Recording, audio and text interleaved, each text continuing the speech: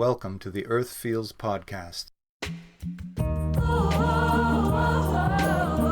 I'm Rose. And I'm Christine. Welcome to Earth Feels, the podcast for people feeling overwhelmed by the endlessly gloomy climate news. Where every week we have soul-based conversations about climate change and explore the idea that climate change may be happening for us as much as it is happening to us. If you are ready to shift your focus and secure the future for our kids and our grandkids, then this is the podcast for you. And yes, we do know how to spell. Today's conversation is the first in a two-part series that Rose and I, this is Christine, your co-host, had between ourselves, and we were joined by Graham Saunders, who is based out of Thunder Bay, Ontario. Graham has been teaching in the Department of Geography at Lakehead University in Thunder Bay since 1996. His areas of interest in teaching include meteorology, climate change issues, particularly within northwestern Ontario, northern development, and sustainable energy futures. His experience includes weather forecasting at large and complex forest fires with the Ontario Ministry of Natural Resources, and past employment at the Australian Weather Bureau and Environment Canada. He currently writes for various publications in Canada, the US, and Australia. We are so pleased that Graham joined us for this two-part conversation about stats, about science and data, and why those are important, because Graham will tell you he loves to crunch numbers and look at stats. That's his passion. So let's get started. Hi, Christine. Hey, Rose. How are you back in Cape Cod? Oh, I am doing great. Been spending my days in the garden, converting my lawn to a vegetable garden. So that's a good thing. Yeah. Lots of work. Lots of work. My body is not happy with me. And wait till it finds out that it's going to have to shovel dirt. Now it's just screaming at me for bending. Are you making raised beds? I am kind of doing some lasagna kind of composting. I've put down the newspaper out there, and got some dirt on order, and we shall see. I've got compost that I've been building myself, but there's not nearly enough. You need an awful lot. Yeah. Spending lots of time on Pinterest and trying to figure out what my creativity is going to bring forth. Fun. Well, it's a good summer to be planting your own garden, as we've talked about. Yes, and we just talked to our fisherman across the street. He was here for this weekend, and from 6 feet apart. But we told him we're planting our front lawn, and said, so we are going to have plenty of vegetables to barter with you. And he was very excited. So, yay, we're going to have fresh fish. Woohoo! Nice. So what's our question today? Well, who needs facts and figures? It's pretty crazy times, Rose. It is pretty crazy times. And it seems like people have kind of lost their minds. I don't know. Some days I feel like I'm losing my mind too. It just feels like there's so many conspiracies out there right now. And it's difficult to not be sucked into it. And I'm going to kind of give this analogy that we talked about earlier, that I think for a lot of us who are highly sensitive, it's really important not to get sucked into that. I kind of see mindfulness helps me stay in the eye of the storm. And there is chaos swirling all around us. I'm very visual. I see it in a visual manner, that I'm standing in the eye of the storm, and the more I can stay in the present and not freak out future trip to what may or may not happen, the more I can arm myself with facts and figures, with scientific data, the easier it is for me to stay in that space of calm. And it's not even so much like that calm isn't from the facts and figures, because frankly, some of them are pretty awful when you're looking at climate change and the coronavirus stats. But you also, when you talk about mindfulness, you cultivate a practice of groundedness, right? Connection with the earth, meditation. Is that Mhm. what you mean? Connection with the earth, connection with the divine, just being a channel of just a column of light, of Mhm. just grounded light, and how how it feels to me, because I talk about how I experience the world is I feel the world. I have this I'm a column, and around me is my aura, or the space around me. If I can stay calm, then I create a little bit of space around me that's calm. And then if one more person steps into that calm space, the calm space gets larger. And so I'm being very conscious of who I invite into my space. And that's not to say that some are less than, it's just that for my own sanity and for my own purpose, I need to stay strong in my mindful practice and only allow those people in who assist me in that. I don't want to be in that swirling mass of chaos out there. And when you say allow people in, of course, Rose and I are both still maintaining the 6 feet of self-isolation space, but you're talking like even energetically or metaphorically, like online and sort of into your thought space as well as your, not just your physical space. Right. Not just my physical space, into my realm into the realm where I can be affected by their energy, by that swirling, chaotic, and sometimes negative energy. And what a great time to introduce Graham Saunders into the Earth Feels space. Graham brings a very grounded approach to both climate change and the coronavirus epidemic, so it's wonderful to have him here. Graham Is based out of Thunder Bay, and Graham is the author of Gardening with Short Growing Seasons. He's president of Environment North, and he teaches and researches northern climate issues. So welcome here, Graham. Great to be here. Nice to have you, Graham. So we are talking about, what's our question again, Rose? Our question is, who needs facts and figures? And said in a very sarcastic manner, obviously. And this is where we have the drum roll. You got it. Yep. Okay. Yeah. Drum roll for Graham. That's your intro. Graham, who needs facts and figures around climate change or the corona pandemic? Well, maybe I'm not the best person to speak to because I deal with numbers all the time and I think they're factual. And so where most of my work has been with looking at climate change and doing assessing what forecasts are working and projections and so on. And then I got trapped in the coronavirus issue because that's a lot of numbers too. As you and listeners know, there's every few minutes there's updates about how many people, how many cases, how many fatalities, and so on.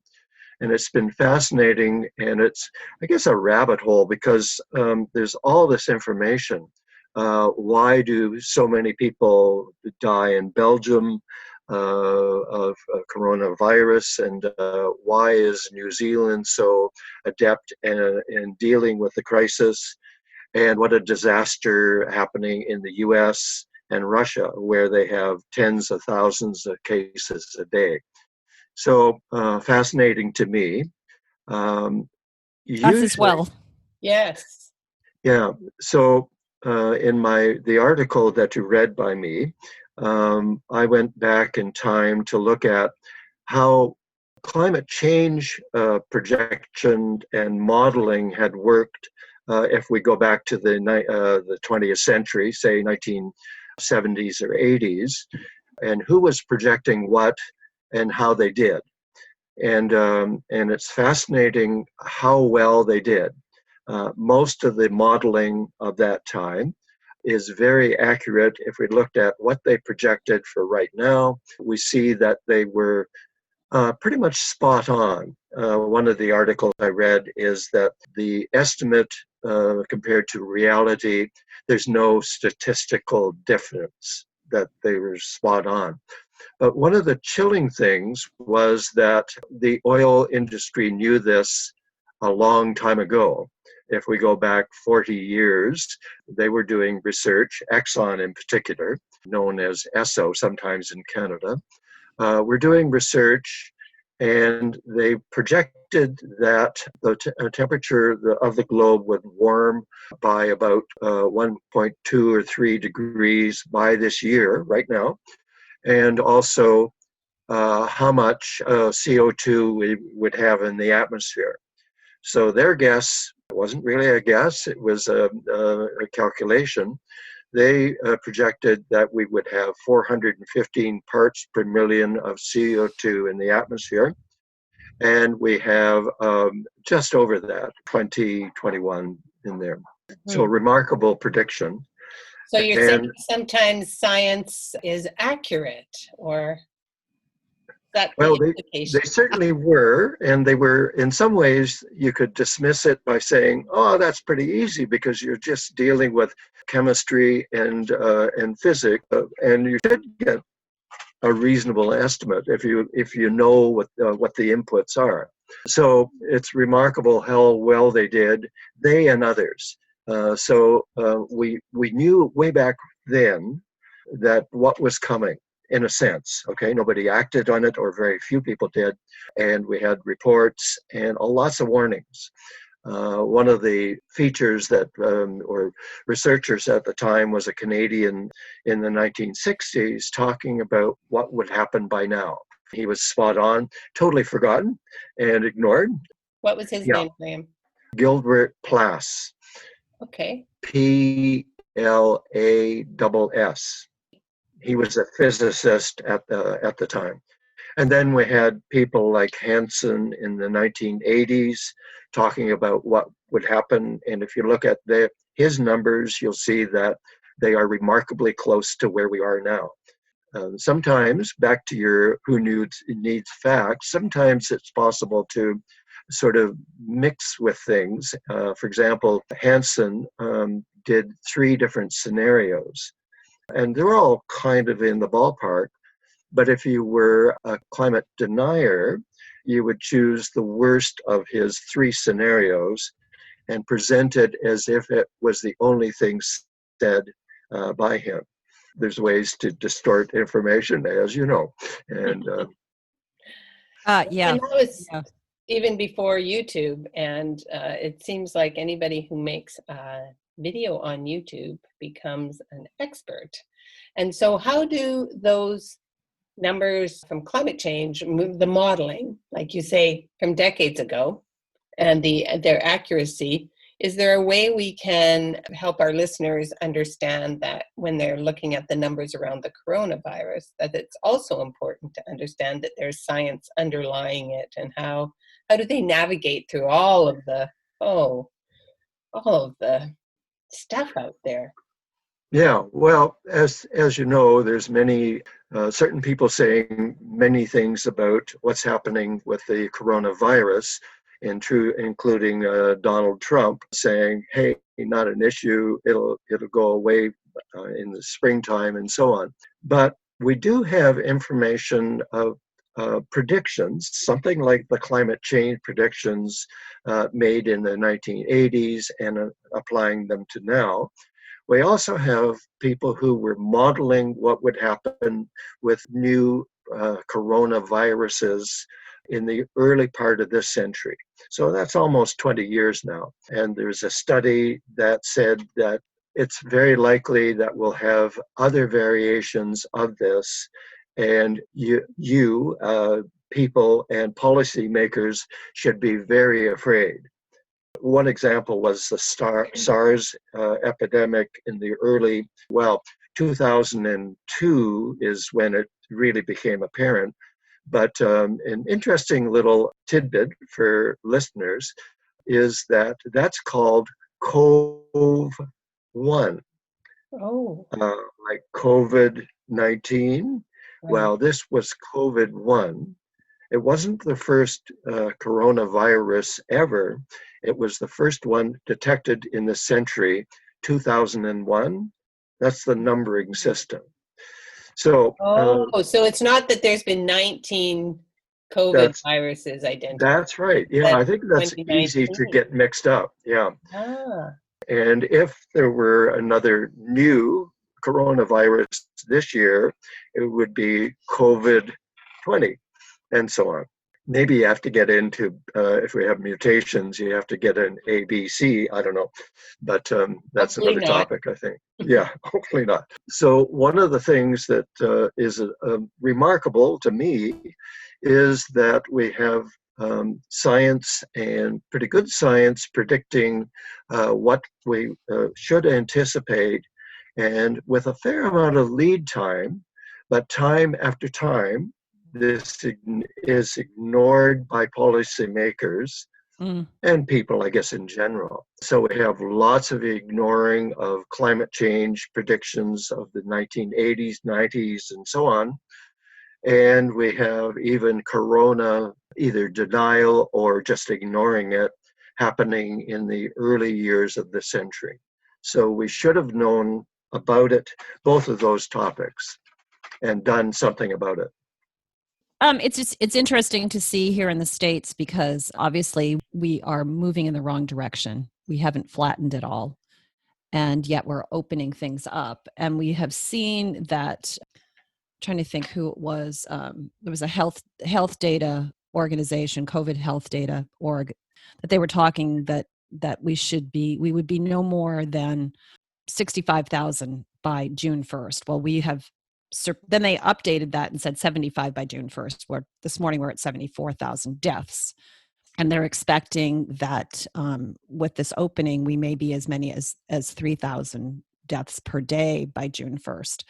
And yet, as those numbers climb, there's just this, I don't know if it's cognitive dissonance. I don't know what it is, that people are just not listening and just thinking we can go back to normal. So this morning, there was a New York Times story that ran that the CDC had submitted guidelines to our government for what needed to happen in order for the states to open. And the White House pushed back and said, we want these revised.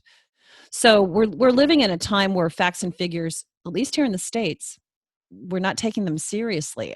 And my fear is that it will be disastrous. So how do we as individuals, when our government is not giving us the true story, how do we as individuals protect ourselves? And what can we do as individuals? I think that becomes the story. So do you mean from the virus or from misinformation? Well, from misinformation, because right? We all have to have our due diligence to do a little bit of research ourselves, but the human tendency is to want to believe the best case scenario, and I think we've seen that with climate as well. We've, like you've said, we've known about it forever. The powers that be the people in the know knew this and suppressed it, and we're kind of living through the same exact scenario now, except for it's ramped up because it's happening in a quicker time frame, as opposed to climate has been, we've been going that way for decades. Yes, well, it's certainly frustrating, because I think there's some pretty good examples about climate change, but also what's happening with the virus. New Zealand, for example. And we won't really know till a year or two that who's been successful and who has been a disaster. Although one can predict that, oddly enough, the United States and Russia, with their tens of thousands of cases a day, are in the disaster zone, and Britain too. So we certainly have those kind of things that will come to pass in the future. But how do you deal with disinformation as it's happening? Much more difficult. I guess you try to steer people to other ways, to other media, other ways of looking at things. But it's shocking. It seems like a suicide run by Donald Trump. And sometimes one can, there's a book by Naomi Klein, Disaster Capitalism. Yes, so we've talked about it quite a bit. Yeah. So one can imagine, say you are in the construction industry, climate change and climate disasters are a good thing because you have to rebuild and things like that. But the coronavirus is a little more scary, I think. It should be, because I'm not sure that you can be guaranteed of financial payback at all, right?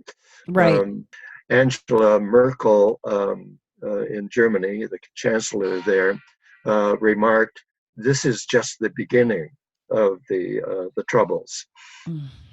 So it seemed a different logic to me, which is baffling, because you would think that in this kind of time of crisis, often, in most of the countries of the world, at least attempted to do something.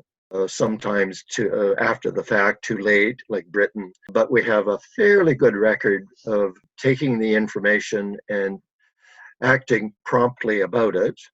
New Zealand, I think, stands out. So does Germany, Mm-hmm. and a few other countries like Norway and Finland. At least made a good attempt to do the logical thing. If you fear transmission of a epidemic or a pandemic in your population, then you try to get rid of the cause, and scientifically, it's well known that if you stop the transmission of a virus, then you not really solve the problem, but at least mitigate the worst of it. And then in this case, it would be developing a vaccine. That takes a long time, who knows how long, but at least you have that as an incentive somewhere in the future. Yes. Well, and what I'm thinking about as I hear this discussion is that there's this basic distrust. What's coming to me when I see what people are posting on social media, that there's a significant segment of the population, which Rose and I have talked about, who are educated and relatively scientifically literate. They don't question gravity, and most of the people I'm looking at don't question climate change. But with this coronavirus, they're just taking it and running with it, and the mistrust. So you say, well, we trust our governments to do the right thing. There's this basic distrust actually of government and of scientists. There's Dr. Fauci. I've seen things about linking him to a lab in Wuhan, which people are identifying that's where this virus was created, even though scientists are saying we could be pretty sure that we can identify if it was, Lab created. Thank you. And it's not. And so it's interesting times for sure. And join us next week when Graham and Rose and I continue our conversation about facts, stats, data, and the 3 C's, climate change and a coronavirus. Now, let's find out what good news we have this week. What's the good news, Rose? So today's good news is huge news. Houston, Texas pledges to get its energy from 100% renewable sources. And back in the day, I actually spent time in Houston, and it's about an hour from Galveston Beach. And when I can remember going there, and all I knew of Galveston was the Galveston, oh Galveston, that Yes. Glenn Campbell song. And so when I went there, I was completely dismayed because walking on that beach, my feet were covered with tar, all these little balls of tar, and you could just see all the offshore oil rigs. It was a horrific experience. So Houston, which is basically, it's considered... It's an oil town. It's an oil town. Houston Mayor Sylvester Turner announced plans as part of an updated partnership with NRG Energy to supply the city with over a million MWH, which is megawatt hours of electricity each year in a utility scale solar facility. And so they want to be carbon neutral. Houston wants to be carbon neutral by 2050. And he says, together we're leading the example and showing how to reduce emissions in the energy capital of the world. This is big, big oil down there. Wow. So good yes, news. really good Definitely. news. Yeah. Thank you, Rose. And for our action tip and sanity tip, we're going to combine them again, which we often do. And we're going to post a video by Kiwi poet Thomas Robertson, but his YouTube name is Tom Foolery. And some of you may have Perfect. seen this video already. It's a fairy tale video. I don't want to give too much away, but it's called The Great Realization. And we will post that video on our website. And please, if you haven't seen it yet, do see it. I've posted it on my Facebook page. I've had friends send it to me. I've shared it with friends. It's quite lovely. And it's gotten millions of views. And actor Jake Gyllenhaal has even approached Mr. Robertson to talk about turning it into a children's book. So don't miss it. Thanks for listening, everybody. Take care. Stay safe. That's this week's episode of Earth Feels. Special thanks to singer-songwriter Kristen Hoffman for generously allowing us to use Song for the Ocean. Thanks for listening. Don't forget, subscribe to our podcast so you don't miss an episode. Catch you next time. Bye-bye. Children of the earth, I'm calling out. There's a mission for you